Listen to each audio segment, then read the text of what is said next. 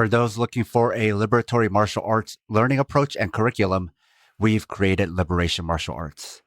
It doesn't just teach you martial arts, it's also a radical and alternative approach to learning. Thanks to Jacob Mattinson, Brennan Willingham, and Lion, aka Anti-Gravity Pajamas, for signing up. Sign up for Liberation Martial Arts at the Southpaw Pod Patreon, or support us by signing up for one of our other tiers, or by becoming a sponsor. This will give you access to bonus content, transcripts, and uncut versions of our shows without breaks or interruptions. Sponsors also get a monthly training session with me. If you prefer to support others, your sponsorship can go to the training of an organizer instead. There's also ways to make one-time contributions. Find all our links at southpawpod.com. This is Southpaw. I'm your host, Sam. Today, I have two very special guests with a very cool project, Thomas and Phillip. Can you introduce yourselves? Hi, my name is Thomas Rahontsiiostha Barreiro. I've been wrestling probably about 20 years now. 21 years now. Started when I was 14. I'm 35 now. And in that time, I've wrestled at the Division I level, been 6-time Canadian national champion in Greco-Roman. I spent 9 years working at a Boys and Girls Club in my local community of Akwesasne. We're both Wolf Clan Mohawk from the community of Akwesasne. And in the last 2 years, I've been working on this project with my brother, Good Mind Grappling, to use trauma-informed approaches to mentoring to help the youth in our and other Indigenous communities. I'm Phillip Lawalio Barreiro. I'm also Wolf Clan Mohawk. We're twin brothers. I've been wrestling 21 years as well. I also started at 14. I wrestled Division I. I've coached at the Division I level. I'm a 3-time Canadian national champion. And I've also been working on this project with my brother, aimed at helping injured youth regain their own power. Tell us more about the program and what the impetus was for even starting it. Yeah, so my brother and I went to university, Division I, at American University in Washington, D.C. And we graduated 2013. And then we came home to the community and our home community, our home reservation of Akwesasne, and we were going to be done with wrestling. You know, I was very burnt out. Division I programs are kind of a grindhouse, you know what I mean? And so we were just both very done. And then I had a family friend tell us that his son, who was at the time in 9th grade, that they were starting to wrestle. This young man, he was like a football player. He was a very big kid, heavyweight, you know, a little bit. He was like a lineman. And so we're like, okay, you know what? We'll come work with this kid. We'll work with this kid. We'll coach him. So we tell him we're going to show up on Sunday at your dad's house, and we'll train you. We'll work with you. We'll see how you are. We'll assess you, and we'll work with you. And so we show up at 8 a.m. on the Sunday. It's a long driveway with a yard. And this boy, he's outside in the yard. He's running wind sprints, you know, sprinting back and forth in the yard. And Phillip and I, you know, are kind of like, oh, this kid's going to be a pleasure to work with. Clearly, he's very disciplined and he's on time. And look, he's even doing wind sprints beforehand. So we walk into the house and he says, hey, guys, I'm real sorry. I've been up since yesterday. I was drinking all night. And I've been doing these sprints here to keep me awake so that I can be here. And so this boy, you know, he's about 15, 16. He's already got functional alcoholism. You know, he's granted he didn't cancel on us, but he showed up in that state. And so we took a number of years working with this boy. driving him to Montreal, the practices, working with him ourselves. And he became the first New York State champion out of our community. He was a Canadian national champion, Pan American champion in Greco. But the most important thing is that he went to school, he got a degree, and now he has a wife and a child. He's actually living in California now, up in NorCal, working as an electrician. And this is a boy who his parents were split up. His dad was not really involved in his life, and so he had it hard. And so on top of that, he was the first person in his family to graduate university. And then his mom, he inspired her to go back to university, and now she has her master's degree. So what that did for Phillip and I was we saw the way that sport and physical uh activity and like embodiment really can shape the life of a young person and take their life from where it could have been to where it can be. And that's been the biggest thing driving us. That was the start, and we thought for a while, we want to do this thing. And then I was working at the Boys and Girls Club, so I started as a diabetes educator. In my first job at high school, I was a diabetes educator at the Boys and Girls Club, and I worked my way up to managing three different clubhouses, like three different sites on the reservation. It's a total of about 90 kids, 30 at each site, and staff under me and all that. And I found myself in that role, doing a lot of trauma informed care, working with kids, uh, interfacing with the intergenerational trauma that appears in our community. A quick trigger warning: I'm going to talk a little bit about some dark stuff here, sexual assault. But my one of my formative experiences as a young professional was I was working with a group of 8-year-old kids, third graders, because that was who my diabetes education grant was focused on. And I had this little boy, and he was like just a great kid, real smart as a whip, courteous. And then I would transition him from room to room. And when I tried to transition him from one room to the next, he would fight me. He would fight me like a son of a gun. And he threw a chair at me one time. And I didn't understand what was going on. I just didn't know. I didn't know any better. So I talked to my supervisor, I talked to the family, investigated what's going on here, what's happening. And come to find out, the boy had been assaulted by a uncle, and the mom didn't believe him for a number of months. And so he had a lot of trauma related to adult males, and that's me, adult male, uh controlling his autonomy. And so because he became triggered like that, he would fight me. And so I had to learn how to de-escalate that, and to work with him in ways that did not trigger him and that allowed him support for his autonomy, you know? So that happened. I kept working through there, and I found myself disillusioned because, Boys and Girls Club, it's well meaning, but it's a national chain. It's a franchise.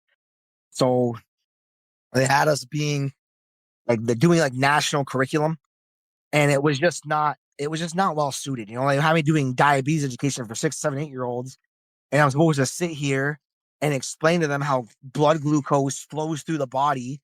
And it's like, yeah, this is neat, but even my eyes are glossing over talking about this. And that's not how behavior change works.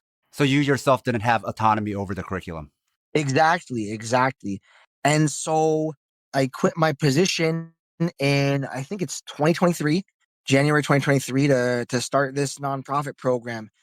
And so what Good Mind Grappling is it's loosely based on the model of Beat the Streets. Um, and so what Beat the Streets is a national organization that does wrestling clubs throughout the country.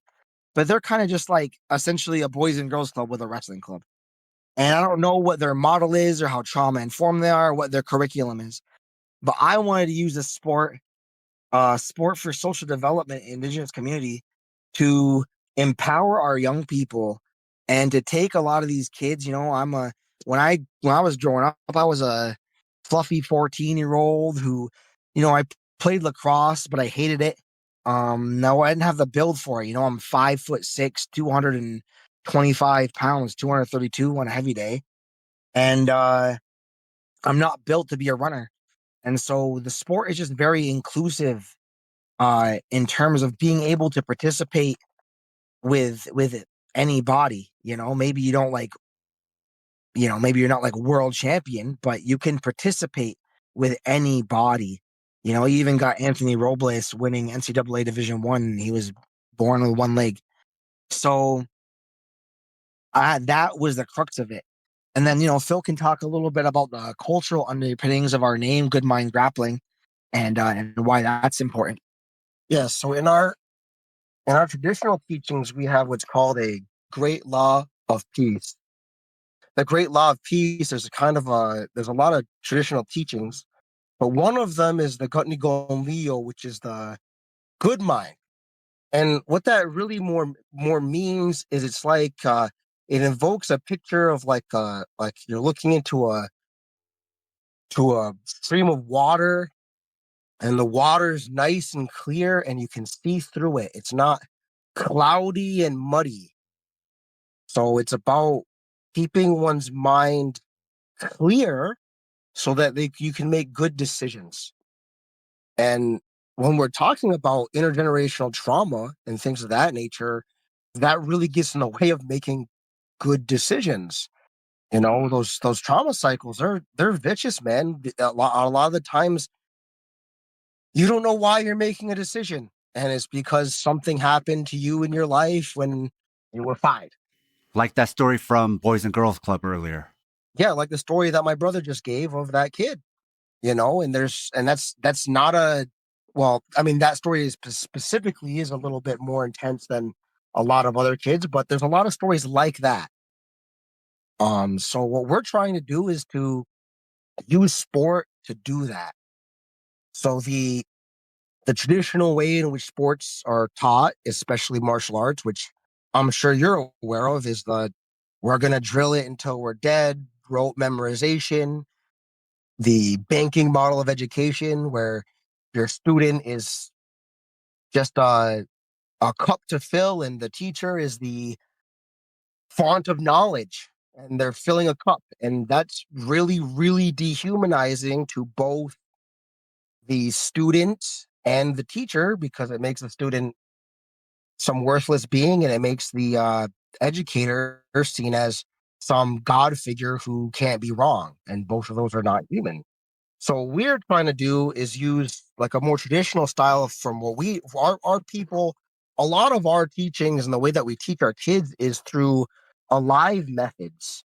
So we have them do things. Like an example would be, instead of like, okay, we're going to drill, let's say a front headlock, and then we're going to drill go behind from front headlock, do it 30 times. And you got to put your hands in a specific way in that specific pattern. And we don't do that. What we do is we go get in a front headlock. Your goal is to get behind the other kid, and then the other kid's goal is to not let you behind. And then they play a game. And then we'll modify the conditions of the games based upon, what that kid is doing, what that kid's seeing in a relationship. So we're teaching them all about relationships with themselves, with their partner, with the ground, and then with the air around them, the space.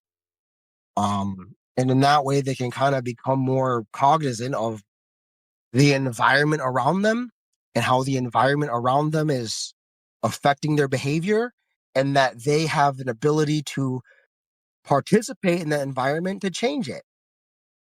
So that's kind of what we're doing that way. And it's also easier on the body, right? Because if you drill something like that over and over, your head is getting snapped down over and over. Well, yeah, it's easier on the body because the way that I look at it is everyone has a different body, so everyone is gonna do things differently. Like even my brother and I, we're twins, but we do things slightly differently because I'm a little bit smaller. So it's just like, hey, maybe this one specific way of doing it is really good for somebody with a certain body type, but maybe another body type is going to be better at it another way. And if you figure that out on your own, instead of forcing your body to do something it's not like good at doing, you can figure out what it is good at doing and then expand from there. Yeah, You it's know, really a strengths led approach, like so like when Philip and I were little, the sport in our community is lacrosse because that's our traditional sport. That comes from our people. So everybody in the community plays lacrosse. And our elder brother, he put us in lacrosse like real hardcore, because that's what the young men do is they play lacrosse. And you get like a lot of like in any youth sport, you get parents and caregivers they don't know how to put their kids in for their kids' experience and not for their own experience. And so the kids end up getting burnt out real hardcore. And that's what happened to us a bit with the lacrosse, and it also, my body just wasn't, I couldn't find a way for my body to be suited for the sport, you know, partially because of the way it's taught. And so that's why wrestling's always felt better. That I started wrestling, the first day I started wrestling is first day I started actually enjoying my body, you know? So like that. How did both of you get into wrestling in the first place? we were living in Ithaca, New York, because our father was at the time a professor at Cornell University teaching Indian studies. And so we had longer hair, and we'd get picked on by a lot of the country kids. They'd make fun of us. Pull our hair. We get in fights a lot. So we got in fights a lot, all the time. And then in eighth grade, um, one of those country kids came up to us and was like, "Hey, you guys are good at fighting. You should join the wrestling team." And so we joined the wrestling team, and that was that. It was just fun. Like it was like I think we had a lot of good luck because our first coach, the middle school coach in eighth grade, was really he was really soft and kind. He was a him, and then also our high school coach, our first high school coach, was a special education teacher. So they were kind of more like less intense. Like they still did the like drilling thing because that's what you just do. They're not, you don't know another way. But at least they were like, hey, I'm not feeling good. I'm in a cradle and I feel like claustrophobic and I'm freaking out. They're like, okay, like we can relax and move on. So that was good. But my brother and I were just two rambunctious kids who would fight a lot, and just I didn't know how to use my body in a way that's a more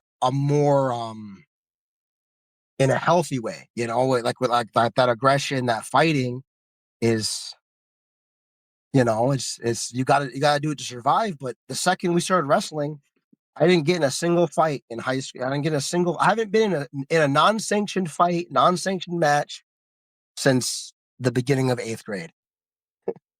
It's like we fought enough to get some respect from the people who were trying to bully us, and then they saw, okay, you can, you're another, you make it, you become community.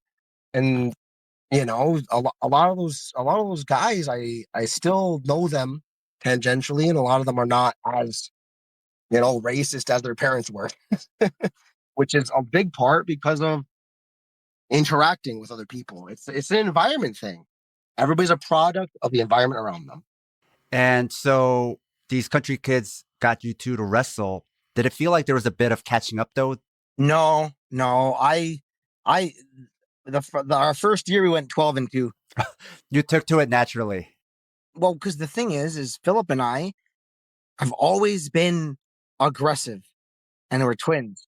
We've been aggressive with each other, and our dad always used to have us like do little sumo matches, so like, and then we played a lot of lacrosse, and so because of the lacrosse, right, like there's a real thing of donor sports. So like I wasn't good at like the stick handling or the passing, but I had a damn good cardio.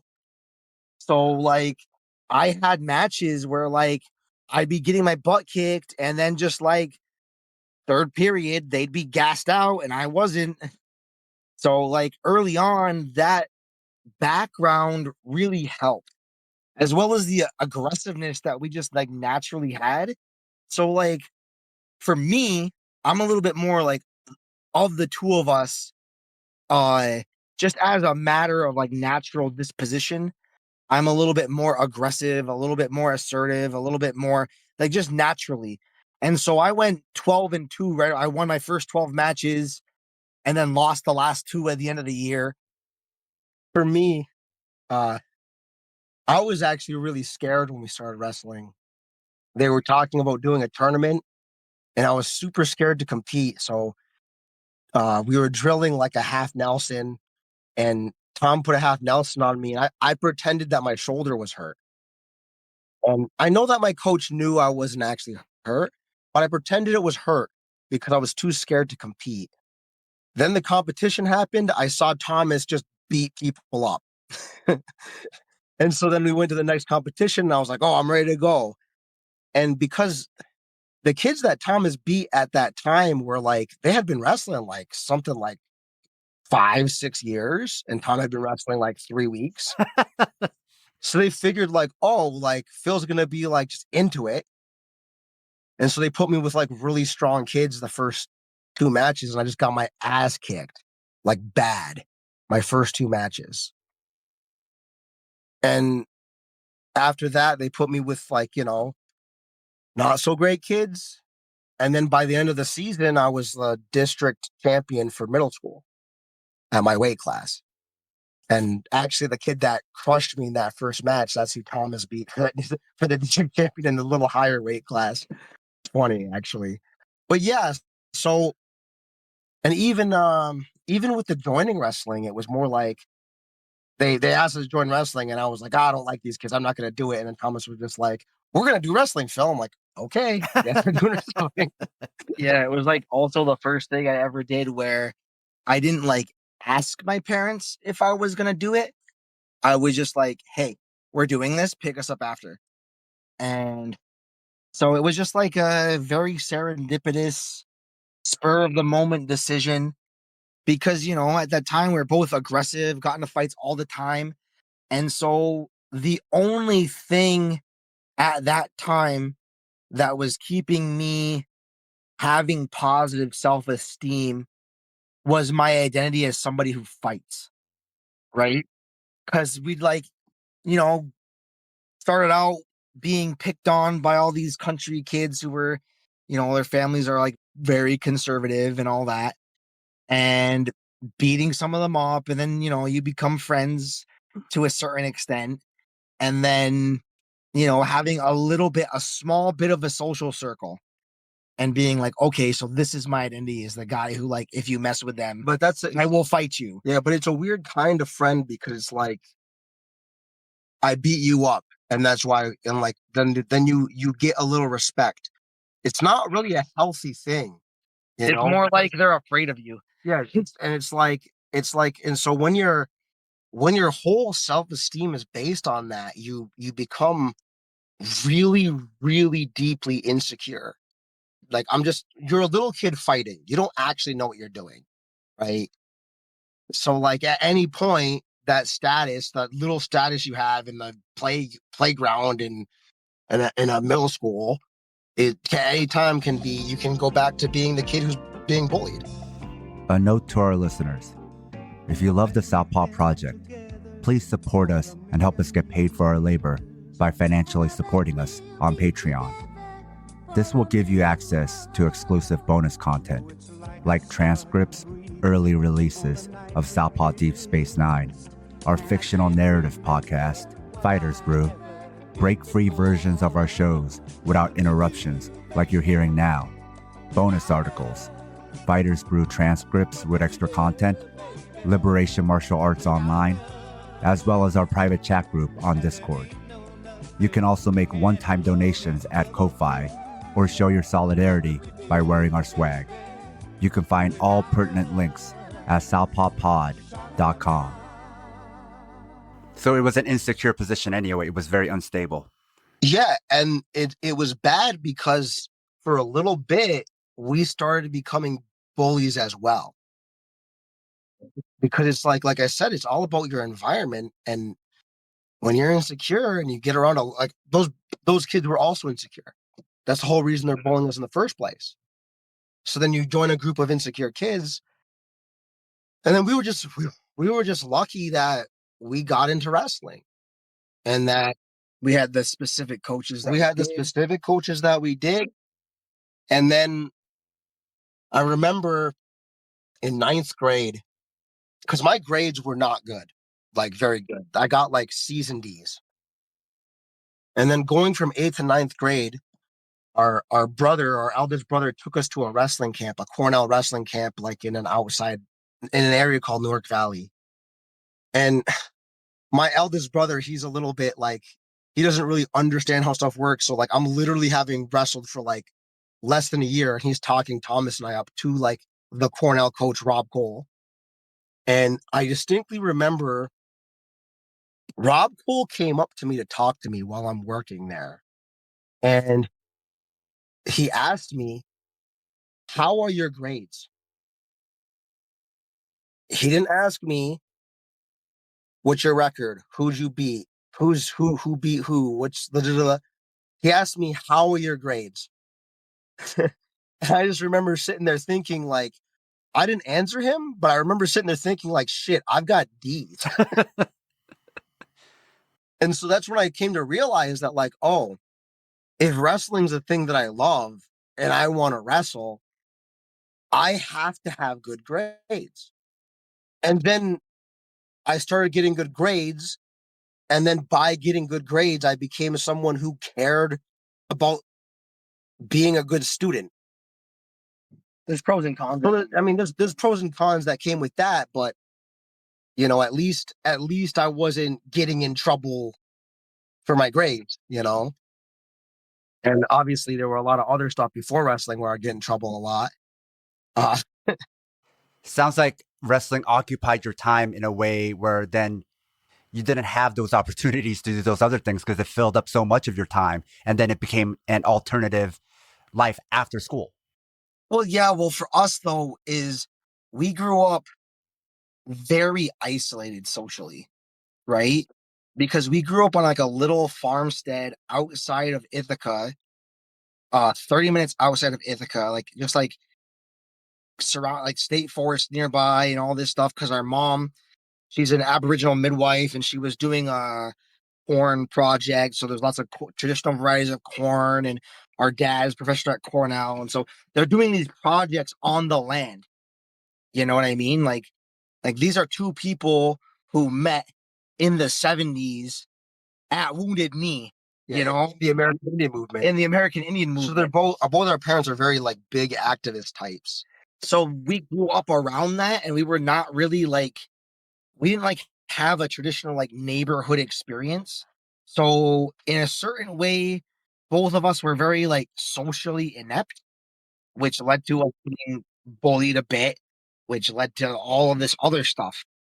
And so, yeah, it ended up being such a thing that like, you know, like I never actually like, and so then because the wrestling occupied the time after that, because once I got to my teenage years and I would have been able to go wherever, you know, if I hadn't had wrestling, I would have you know, maybe gotten into drinking and drugs and all that, but I didn't, because wrestling was the only thing we did. And so you two already touched upon this, but I wanted to delve deeper because you two mentioned about these traditional knowledge systems from your community, but then there's also the way you were taught even lacrosse, probably within your community, and wrestling, which is very rote, drilling a lot. very mechanical, which is really the normative way things are taught, at least here in North America.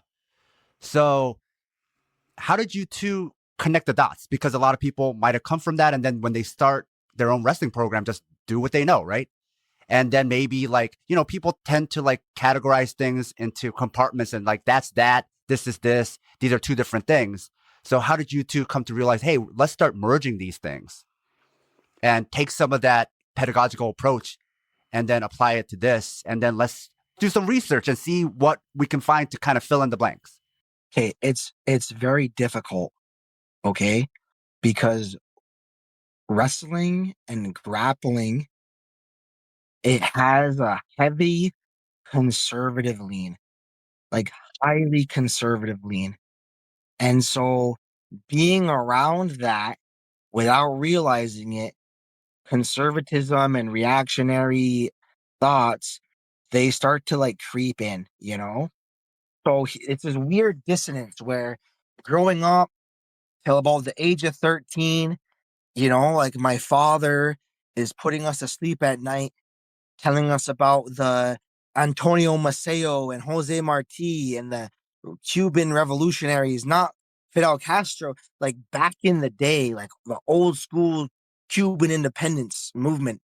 Antonio Maceo, he got shot 26 times, and Jose Marti, and he read us Jose Marti's poems, and you know what I mean? Like this was our parents and how they were, and the type of activism they're in, and they're very, very.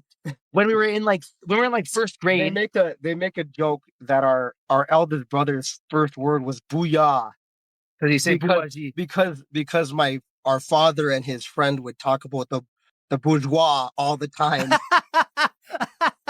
When we were little, right? We had our friends who were like heavily conservative. We had like one specific friend that we hung out with, and we were in like second grade, and we had to like make a fairy garden and have a system of governance for it.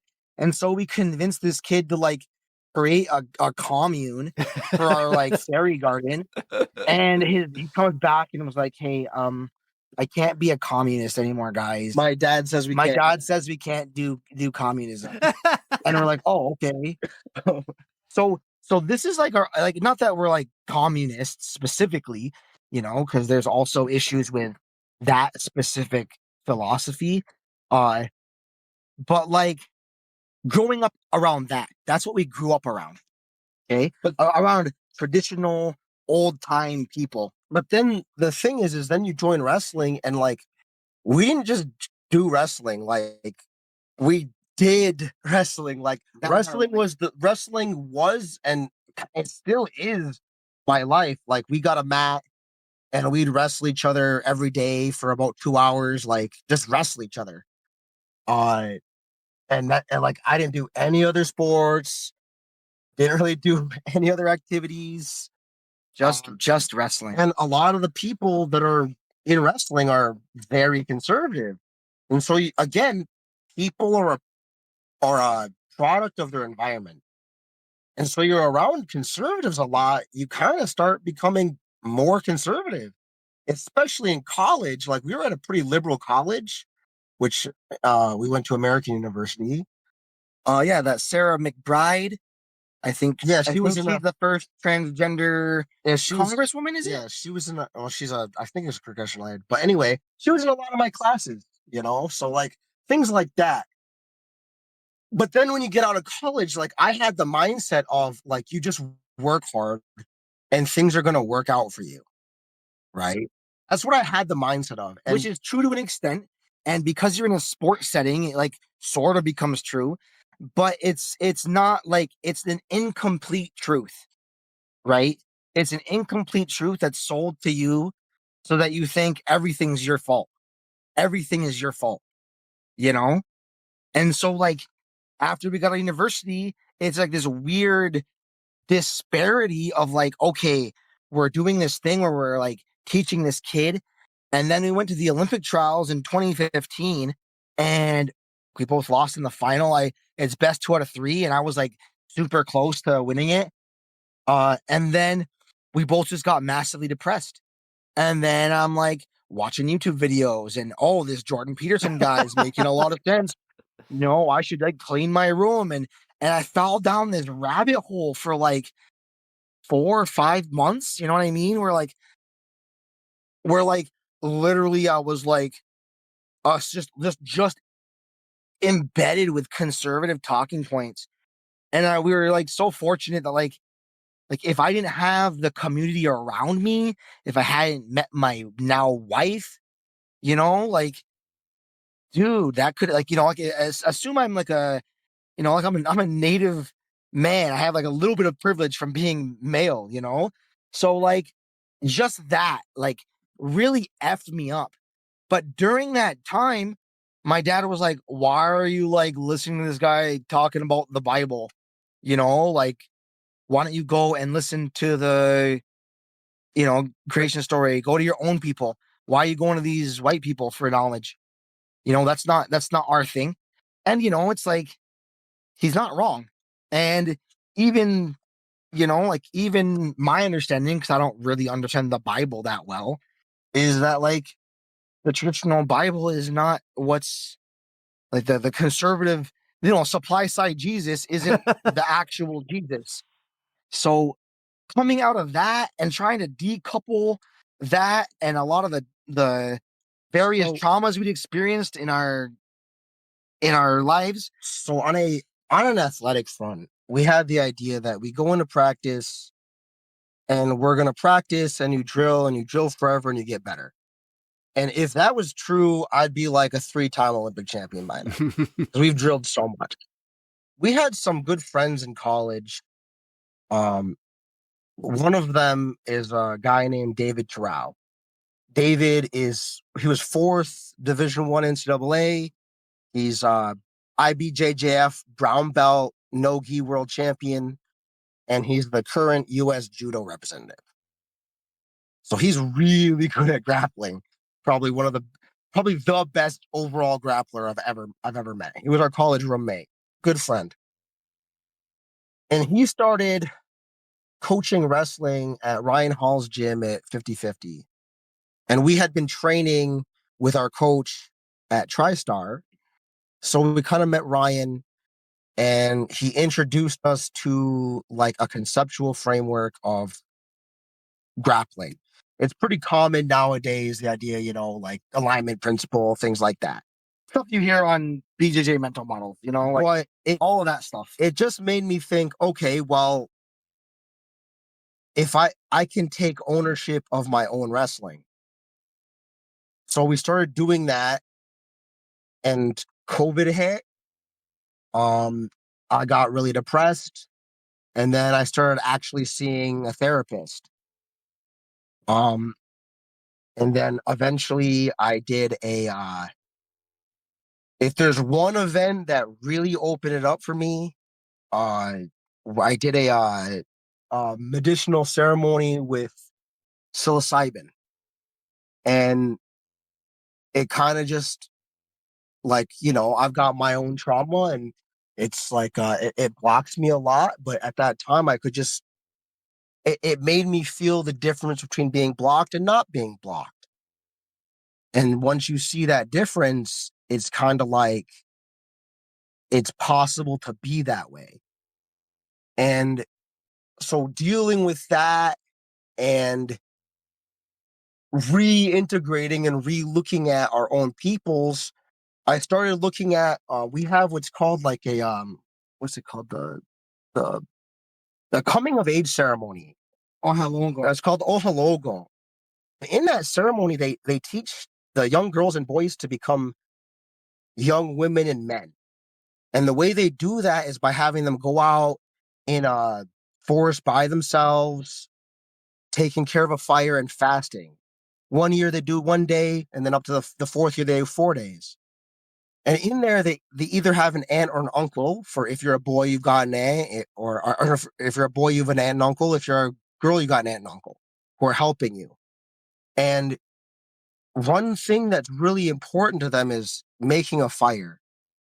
And the whole point of that making a fire is it's teaching you how to live, how to maintain a fire, maintain a family, maintain your own your own energy. I was talking about the Great Law of Peace, and another thing they talk about is called Akwesasne, which generally translates like righteousness or power. But really, what it's more like is the ability to attract other people to you. And what that's talking about is it really more means like a fire. The fire can either be really bright and hot and hurt you, or it can warm you. It can be just embers. It's like, so it's like realizing that things aren't in stone, and that there's an entire environment around you. It kind of helped me reconnect. And so that's kind of how I started looking at making games and playing more alive. Yeah. And so the other thing too that's important about our Great Law of Peace is it's a story, because there's three major narratives for the Haudenosaunee people, right? So there's the creation story. Then there's the story of the peacemaker, the Great Law of Peace. Then there's the Code of Handsome Lake, which people don't necessarily agree on. And around all that, there's the Hondo Galiwa, which is the Thanksgiving address. But the Great Law of Peace, the peacemaker story, that's the story of the formation of the Confederacy.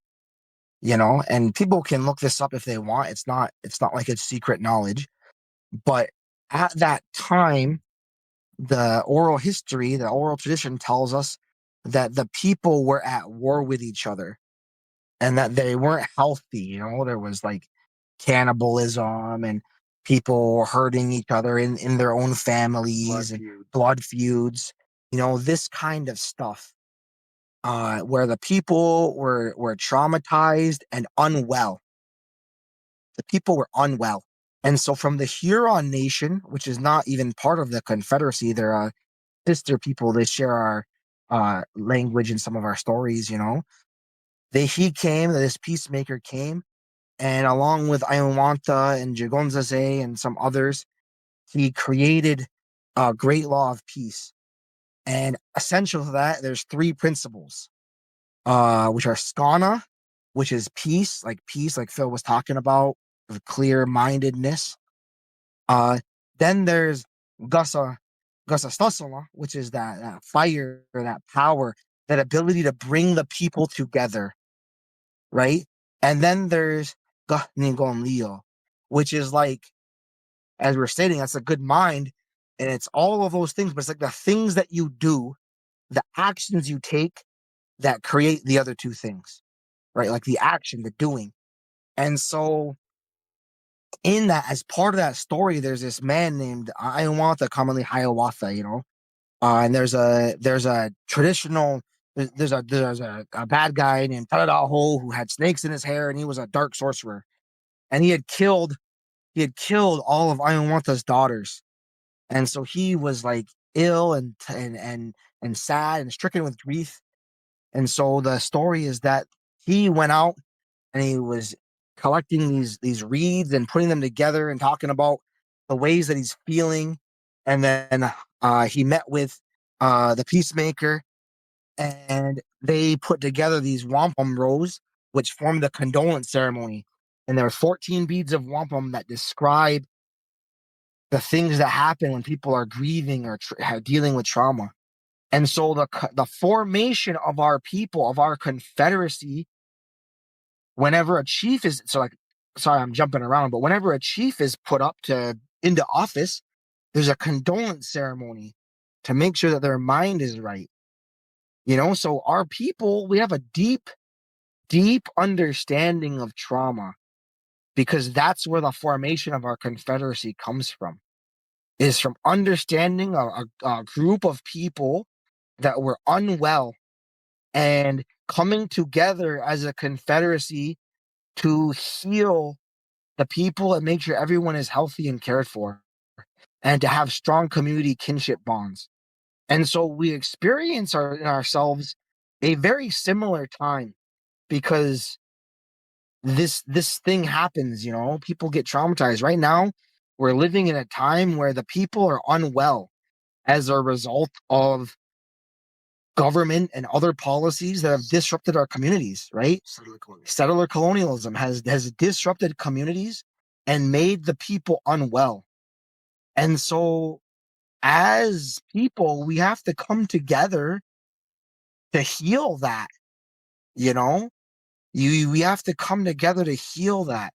And so I'm not like a psychologist or a counselor or like any, I don't got like letters after my name, I just got a bachelor's, but I've worked with kids. I have the understanding of trauma that I do have, and I know how to wrestle, and I know how to teach wrestling and to do it in a way that supports the autonomy of the kids I'm working with. So for me, what Good Mind Grappling is it's our part to play, the way that Phillip and I can interface in the community to help our community heal. Like I'm not the only one to make that peacemaker connection, like there's people in our community and in other Indigenous communities who are working at this process of building strength in our communities, of community building, and making sure that the children and the elders and the people around them, that they're well, so that we can be there for each other, because that's part of the thing. Is one of those things says that it's like the logs are like the logs are scattered, like there's a when you're ill and traumatized, spirit will come and hit the logs and scatter the fire. And that fire, that's the center of the community, so that everyone's scattered. So, people get alienated and they're all in their individual bubbles. And it's real easy for a colonial power to come in and step on a single person, you know? So part of that is building community, and building community in a way that lifts everyone. So that's really the philosophical, the underpinnings of what we're doing, and it expresses itself in coaching. And so that's what we do. During that process, I've done some research. There's the ecological dynamics thing that exists nowadays. I've read all of that. I've read a lot of motor skill stuff, and what I just found interesting is like the more like, look, the science is good, science is cool, no issue with that, but it's deeper than that. And science itself is limited by the environment of science itself, so what I found is, like, when I look more into traditional culture, the way in which we taught, or that people still teach, is just science relearning what Indigenous peoples already knew, what human beings already knew. Yeah, like that. If you love the Southpaw Project, become one of our financial supporters. It'll help us supplement the cost of running this project, the incredible time and energy we put into it 7 days a week, and you'll be giving us some breathing room, not only to juggle Southpaw with our day jobs, but also to expand Southpaw into other areas. We can't exist without your contributions. Show your Southpaw solidarity by supporting us at southpawpod.com. So if I can kind of summarize it or even differentiate Good Mind Grappling from some of the things that are happening, maybe kind of adjacent stuff, fellow traveler stuff in grappling, is that a lot of people are using constraints and games and task-oriented activities, but they're using it philosophically different, right? They're using it to try to create some kind of Ubermensch, like this ultimate competitor. They're not doing it because they think it's more trauma-informed. They're doing it because it will produce better competitors, better athletes. Whereas you two are doing this because everything that you just said, talking about all this trauma, by doing it this way, it's a form of trauma care. And maybe the byproduct of that is that people and these kids learn faster, but that's not like the primary underpinning. In mainline jiu-jitsu or other grappling forms, their thing is about creating the best competitor, whereas you two are working on a project to make better, healthier people. And the byproduct of that process sometimes makes them also very good at wrestling. Would that be a fair summary? It's somewhat fair. I want to make a couple of addendums to that, though. The first thing that I want to make is it's all about intention. And all of the ecological dynamics people will tell you it's intention and attention. So, like you said, with intention, hey, look, we live in capitalism. The intention is to make as much money as possible. And by chance, that raises the living standard of people.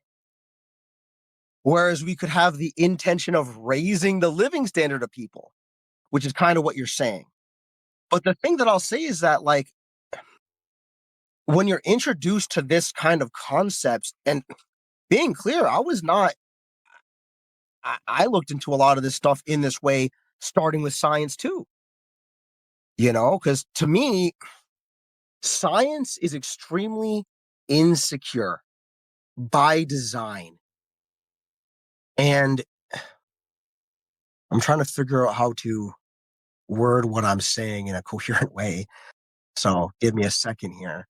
The issue with science, I think, is that, look, as a native peoples, we look at the world as alive. The world is alive. And what that means is that this phone that I'm talking to you on right now has its own spirit. The ground you're sitting on, the chair you're probably sitting in, or maybe not, I'm assuming you're sitting in a chair, that has a spirit. And you're going to interact with those things around you, and they're going to have effects on you. And so the world, and even a lot of the ecological psychology people will talk about Cartesian dualism of I think, therefore I am. It's like, no, you just are. Mm-hmm. There's no separation. And there's actually not even really a separation between me and that chair. We're all part of the same energy. So the issue that I'm trying to get to is that intention matters, but people don't necessarily have full control over their intentions. Like, it's all a product of your environment. So if you grew up in an environment like we were just talking about that's very conservative, you're not going to know. So I'm not going to sit here and pretend like I'm some grand arbiter of knowledge. I just have my lived experience, and my lived experience tells me that this is the way to do it with kids. The goal, whether we're trying to win a wrestling competition or whether we're trying to have kids deal with trauma, is to create power, empower them. It's just, what's the more important power? And what is that power for?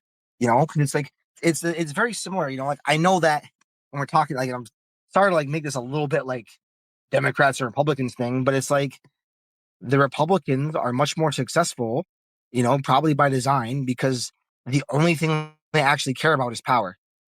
Right. And, like, there's, you can argue, like, Democrats are like, they're also not really a left-wing party, there's all that issue. But really, the Republican Party, they care about power, and they get their things done, and they make change in the world, mostly for ill, but they make change in the world because they that's what they care about. And so the question isn't like, is power good or is power bad? No, no, no, no, no. Power is power. It's what you do with it and what your intention is and how you distribute it, right? So it's not that power is bad. It's that one person having all of the power is bad, So it's like that, is we want to build power, build strength in our communities so that we can empower each other, and so that when someone is having a hard time, they have community to lean on. Because the way that our system is set up right now, as many people feel, and I felt in the past, it can get lonely. It can be real lonely. I've got children, and I'm so fortunate to have uncles and aunties and my parents, their grandparents and family around that can come and support me. If I was a father, me and my wife alone in some place where we didn't have community support, man, it'd be real hard. And I know that there are people who are living in that real experience right now.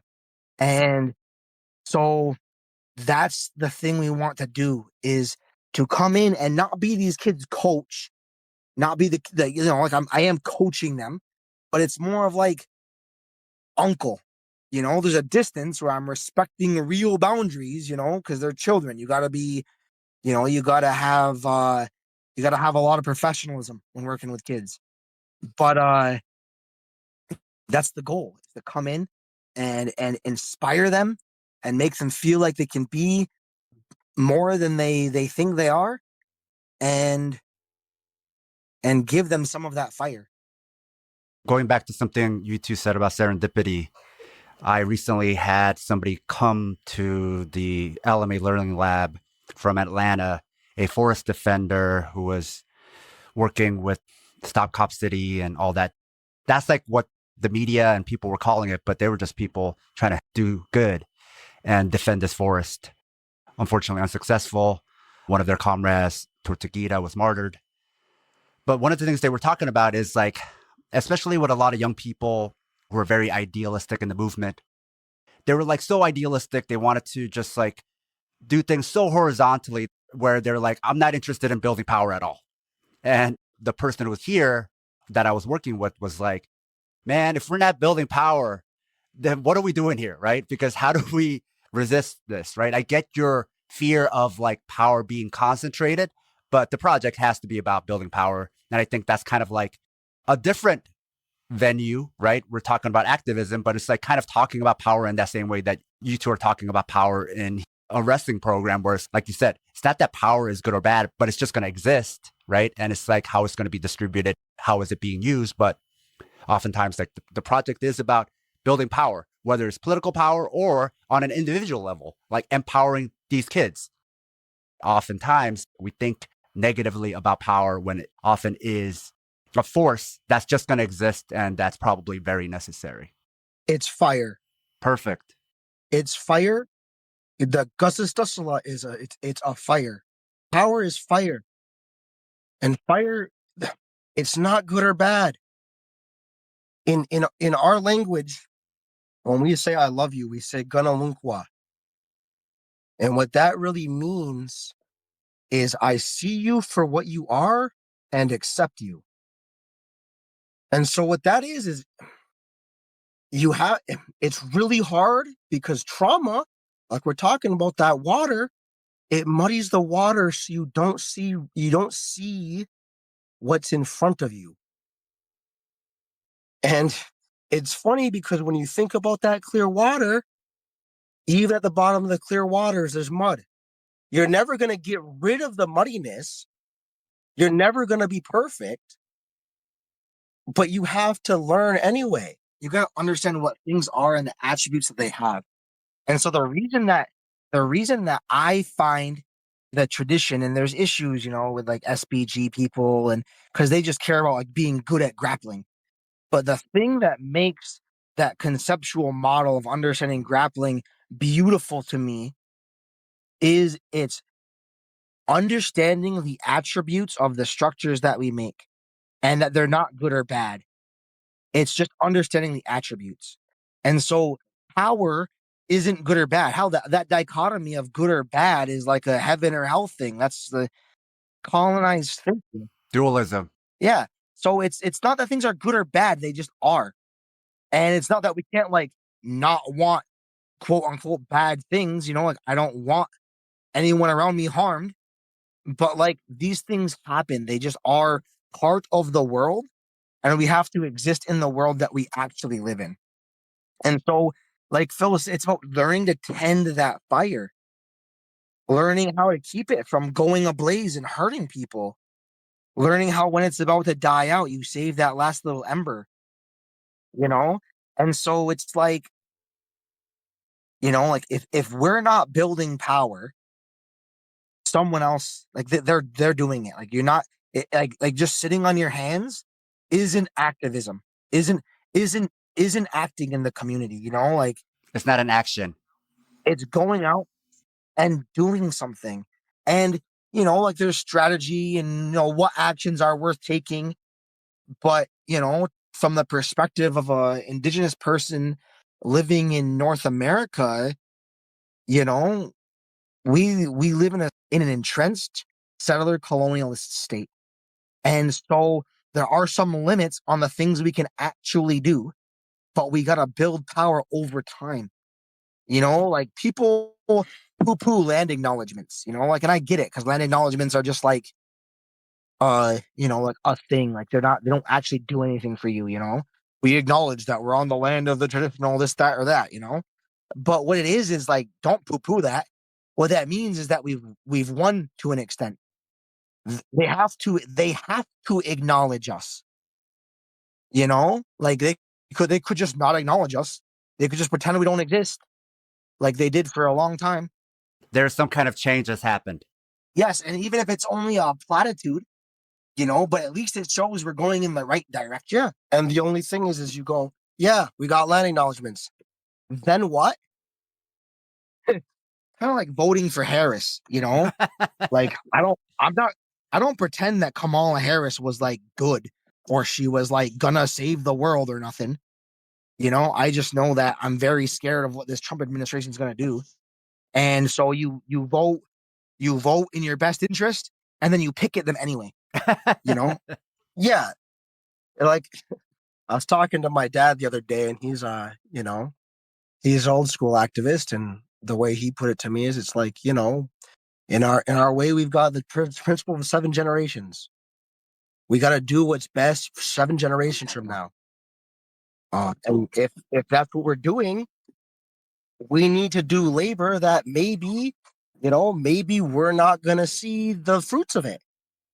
You get a lot of young people who are like, oh, we got to have revolution today. And it's like, well, we don't have the power to do revolution today, but maybe we can do the work to lead to that. Set the table. The table's got to be set. It's not like England, Spain, the colonial powers didn't come here in 1492. And then by 1493, it's as it is today. It also took them time. You're not going to undo 300, 400 years of actions in one lifetime. It's just not going to happen. So it's not to be like, oh, we can't do anything. It's to go, what is within our power? Like when we're working with those little kids, look, maybe a little kid's too traumatized to actively deal with the fact that their parents are doing whatever abusive action. But I can put them in a pinned position, and then they can learn to deal with the pinned position. And we can make the pinned position easier or harder, so you can modulate where that kid is at. And that's why I think it's really a lot about relationships and understanding one's relationship to themselves, their own internal fire, other people and dealing with other people's fires, and then the world itself, the ground, the air, the trees, all of those have power too. And some of the stories you told, it's like better than direct, like, this is what this means, right? These kind of stories are powerful because of the way it could reach people. But from my own positionality, being Korean, I don't know how much you know about Korea, but also within Korea, there's like this island. So I'm from Jejuan ancestry. From that positionality, where I draw things from is Confucianism, Taoism. And something you two mentioned at the beginning is like how people were like a long time ago, right? And it's like a lot of those stories are very similar. All of us, everyone is indigenous. Everyone. Somewhere back in your line, your people, I don't care who's listening, somewhere back in your line, your people believed in the sun, believed in the moon, believed in the water, and believed in the earth. It's only people think that history is progress, but it's not. Like the weirdness of belief is recent. There's like, look at the indigenous Irish. Look at the indigenous the Germanic peoples. Look at the indigenous peoples of Asia. There's indigenous peoples of Africa. There's indigenous peoples of Australia. There's indigenous peoples everywhere. All of this whiteness that's constructed recently. It's not a real thing. So it's like the issue is that these traumas, they invade, they're in your mind, and they're sneaky. They're sneaky. You have to, it's hard to confront them. Like if you're sitting there looking at that water and it's clouded and you can't see behind the cloud, what's causing the cloud? You don't know. And so it's not a special thing like us being like we have our own indigenous ways of our own indigenous knowledge pathways to our own tribe, but there's a lot of other tribes that have very, very similar things. We're not unique. This might be a little bit inside baseball, but I was curious, since you two are doing an approach to wrestling and even learning sports, motor learning, that's different from the way you two even came up. Do you two ever get friction from some of the parents or some coaches who are like, what is this? What are you two doing? Thomas and I are lucky. We're lucky that in a mainstream sports world, we're highly successful. That's true. Here's a good example. We're you're aware of turtle position? Yes.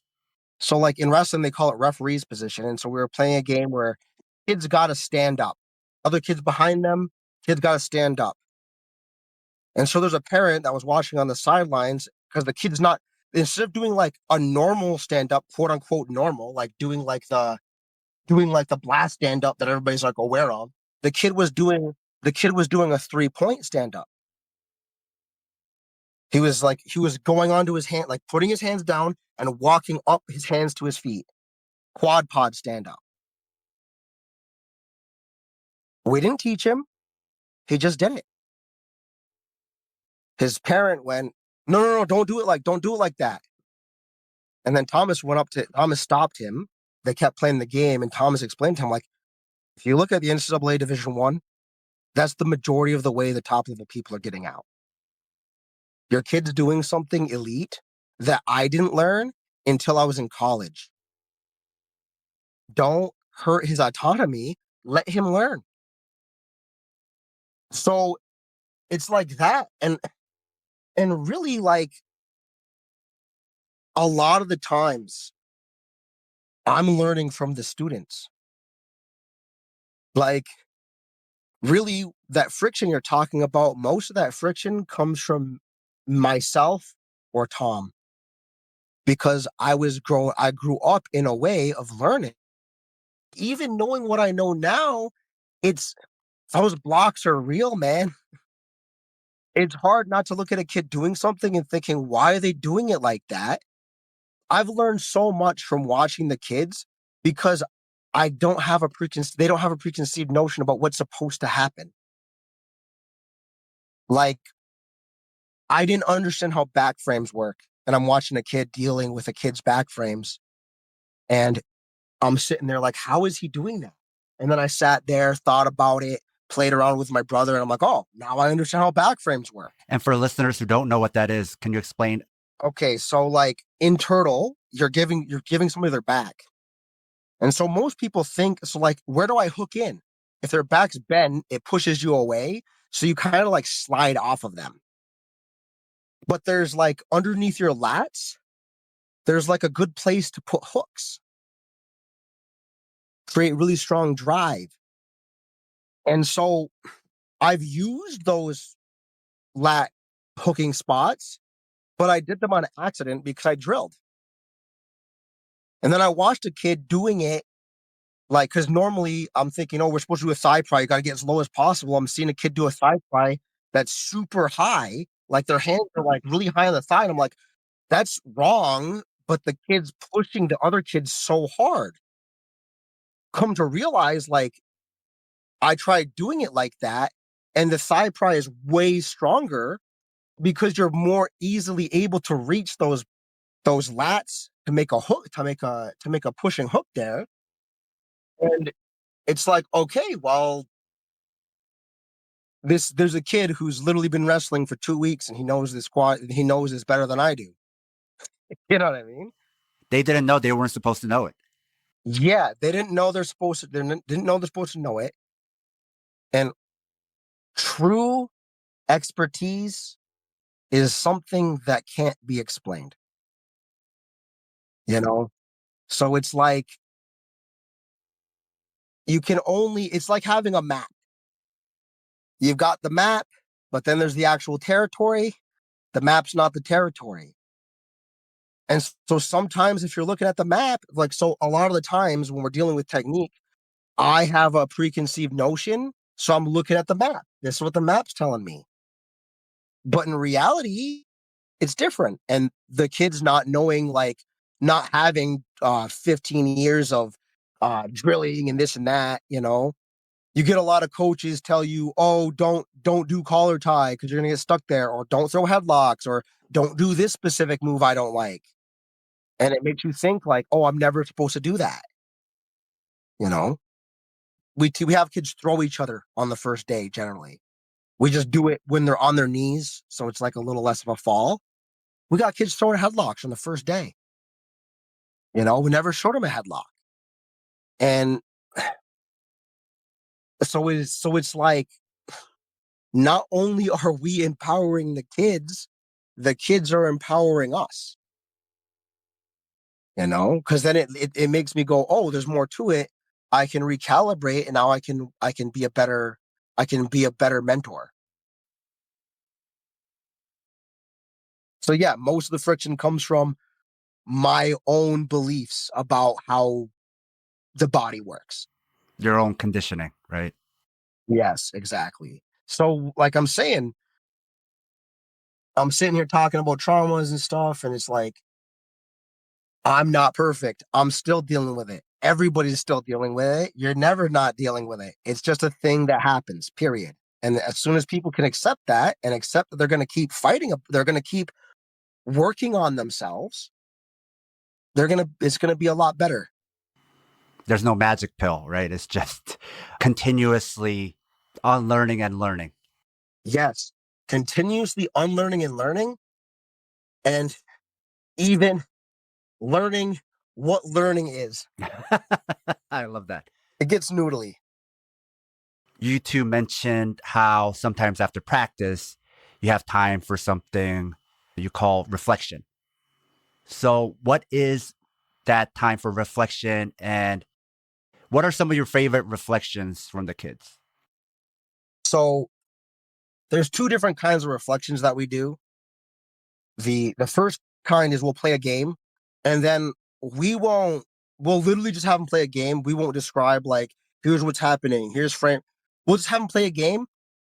We'll have them come together, and we'll go, what are some strategies that you did that worked, or what are some strategies that your partner did that worked, or like, what did you run into that was hard? So we have them think about what's going on first. And so one of my favorite ones from that is we're playing like knee tag, and you get like, you get kids who come to understand, okay, if I get low, I get down to my knees, I can just dart from my knees. People tell you don't wrestle from your knees, but it's like, yeah, you get low enough, you can dart. So you have kids doing really cool stuff. The other kind of reflection that we have is at the end. We always ask the kids to share what their favorite thing was and what made them feel good about what did they like, what made them feel good. My favorite one from that is we were doing an intro session at a school, and there was a little girl, maybe about 7 years old. She was a bit on the chubbier side. Um, you know, there's kids who are out of shape. And so we're going through the reflection, and all the kids are explaining what their favorite thing was, and we get to her. And she said, at the start of the day, I was really, really scared.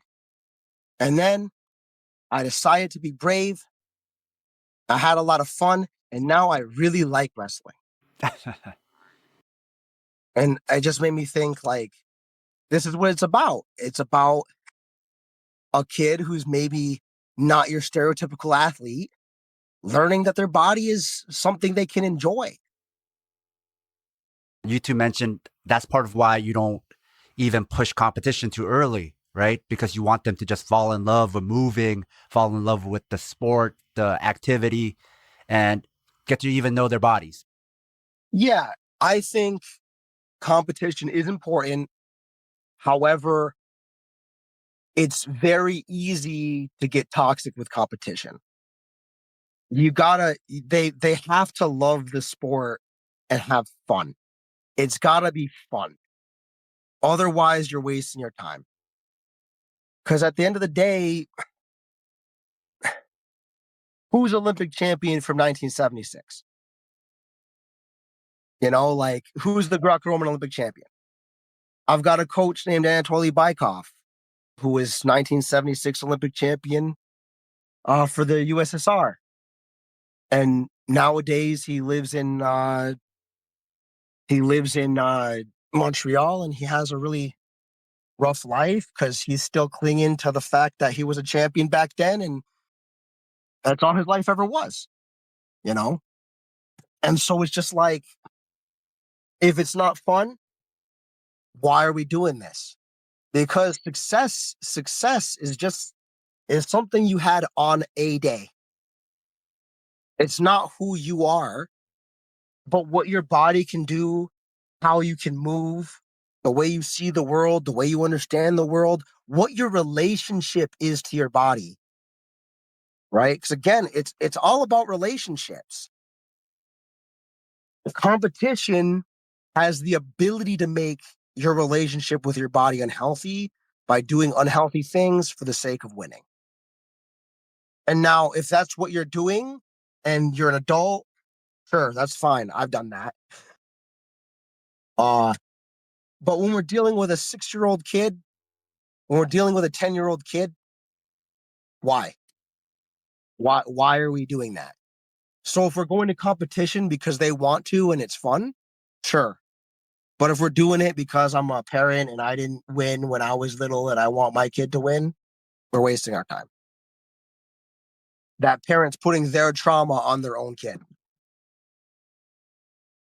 How can listeners find out more about Good Mind Grappling?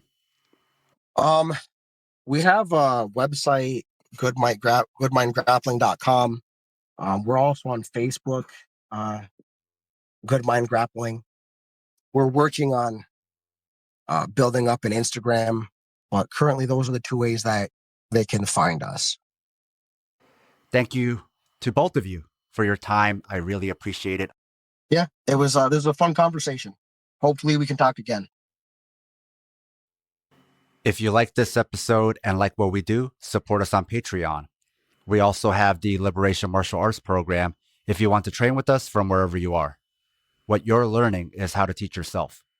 It's also an approach you can take with you into the world. Sponsors get a monthly training session with me, either in person or online. You can also sponsor the training of an organizer instead, or support our training organizer program, or me directly. Find all our links, including Southpaw merch, at southpawpod.com. With that said, thanks for listening.